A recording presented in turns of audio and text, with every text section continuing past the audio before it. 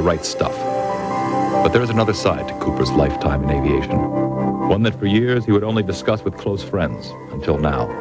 It involves his personal encounters with UFOs. For him, it began in 1951 while flying in Europe for the U.S. Air Force. There, Cooper and other pilots witnessed an incident that has never been officially explained. A vast armada of UFOs flying in formation at extremely high altitudes. Recently, Yolanda Gaskin spoke with Gordon Cooper. In this exclusive interview, Colonel Cooper spoke for the first time on television about his encounters with UFOs. I've read about this incident you had in 1951, and you said you saw literally hundreds of unidentifiable flying objects. Yes, they were flying quite high. How high we couldn't tell because we couldn't get anywhere near their altitude.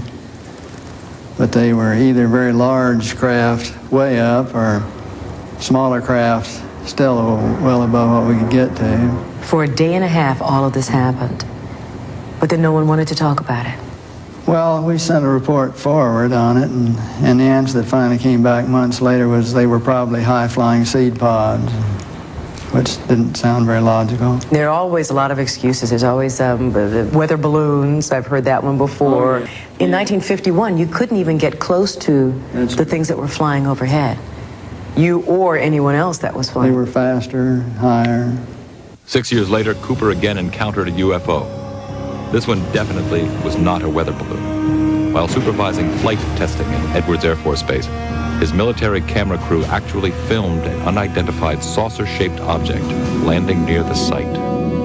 As they were sitting there filming, a little saucer came from, I say little saucer, it was a saucer, came flying over their heads, put down 3 little landing gear and landed right out on the dry lake bed.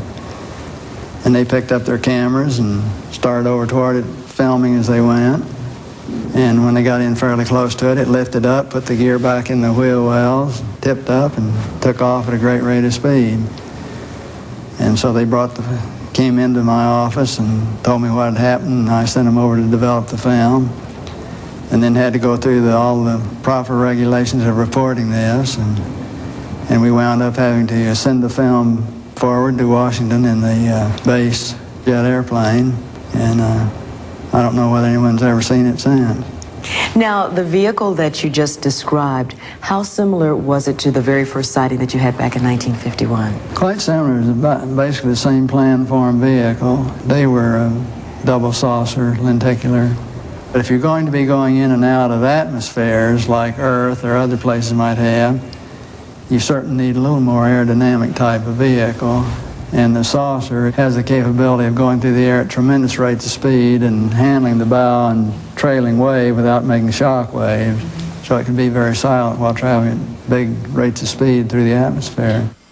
But sightings of UFOs weren't limited to the military.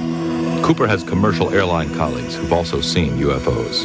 Yes, a friend of mine who's a captain on a major airline at night was flying along, noticed this, suddenly a big glow came off his left wing, and he looked out and this big saucer was sitting right off their wing.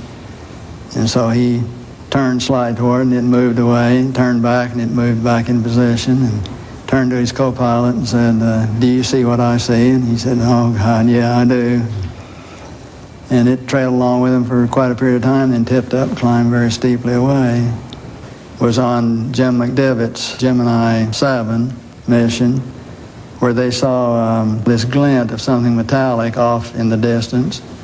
And he reported, and nobody had it listed on the ground, so he tried getting a picture of it, but the sun, unfortunately, was glinting off of it so bright, all you got is just a glint.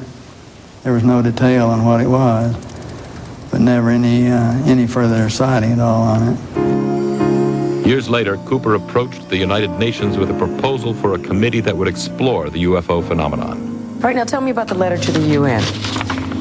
Well, the letter to the UN was in conjunction with a meeting that I had with Kurt Waldheim and the Security Council of the UN to try to encourage the UN to establish a committee to start comparing notes and data and information and to really look into all of this from an unbiased, neutral point of view.